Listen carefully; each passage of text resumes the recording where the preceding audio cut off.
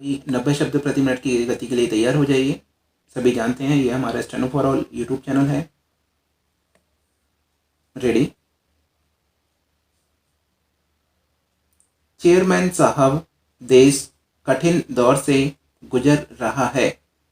वैश्विक अर्थव्यवस्था में अनिश्चितताएं हैं और बाहरी आर्थिक वातावरण प्रतिकूल है।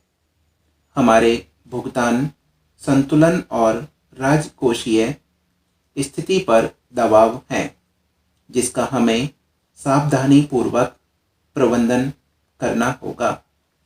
हमें औद्योगिक विकास की अनिवार्यता तथा स्थानीय लोगों की शंकाओं और चिंताओं के बीच संतुलन बिठाने के व्यावहारिक तरीके ढूंढने होंगे। हमें ऐसे कड़े फैसले लेने होंगे ताकि हम अगली पीढ़ी के लिए पर्यावरण को संरक्षित करने के फैसले, साथ ही विकास की गति भी सुनिश्चित कर सकें। आंतरिक सुरक्षा के क्षेत्र में कई चुनौतियां हैं, जिनसे निपटने के लिए केंद्रीय और राज्यों द्वारा अपनाए जा रहे तरीकों, तकनीकों और पद्धतियों को आधुनिक बनाने के लिए आपसी तालमेल मजबूत करना होगा। हमें अपने चारों ओर शांतिपूर्ण वातावरण बनाने की दिशा में काम करना होगा, ताकि हमारे पड़ोसी देश हमारी प्रगति से अपनी समृद्धि की संभावनाएं देख सकें। इन सब राष्ट्रीय प्रयासों के लिए मुझे सभी लोगों, राज्यों और राजनीतिक दलों के सहयोग और समर्थन की जरूरत है। महोदय, भारत की शासन व्यवस्था संघात्मक है, जिसमें कुछ मामलों को छोड़कर शासन का सर्वाधिक राज्य का ही होता है। बिना राज्य की इच्छा के वह राज्यों में केंद्रीय बल भेजना हो तो केंद्रीय जांच ब्यूरो से जांच भी नहीं करा सकता। इसी प्रकार प्राकृतिक आपदा से निपटने और हानि का आकलन कर पीड़ितों को सहायता पहुंचाने का मुख्य दायित्व राज्यों का है, जिसके लिए प्रत्येक राज्य में आपदा राहत कोष रहता है। केंद्रीय सरकार राज्य और केंद्र के आकलन के आधार पर राज्य के माध्यम से ही राहत का वितरण करती है।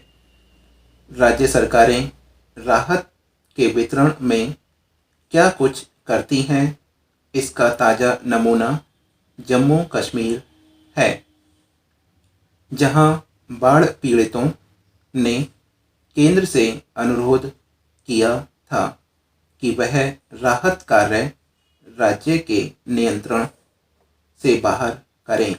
नरेंद्र मोदी से अत्यधिक अपेक्षा होने के कारण आम आदमी यह भूल गया कि किसानों को राहत की बात हो या मूल्य नियंत्रण, यह मूल रूप से राज्य का दायित्व है और पूर्ण रूप से इसे राज्य सरकार पर छोड़ दिया गया है।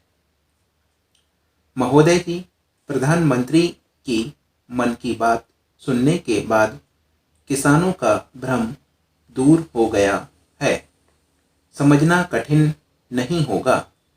इसका एक कारण तो यह है कि प्रधानमंत्री ने जब मन की बात की तब किसान ओले और अतिवृष्टि से बर्बाद फसलों को लेकर उनसे राहत के बारे में सुनने की अपेक्षा कर रहे थे। इसके साथ ही अतीत में सरकारों द्वारा किए गए वायदों पर अमल न होने के कारण किसानों को मोदी सरकार के वायदे पर भी आसानी से भरोसा नहीं हो रहा। देश की गरीबी और वंचित आबादी, खासतौर पर अच्छे दिन लाने के मोदी के चुनावी वायदों का तत्काल परिणाम चाहती है। यहाँ यह समझना होगा कि आम चुनाव के समय यद्यपि नरेंद्र मोदी ने अच्छे दिन की वापसी के लिए 60 साल के मुकाबले 60 महीने मांगे थे। आ जाइए जो भी पढ़ना चाहता है।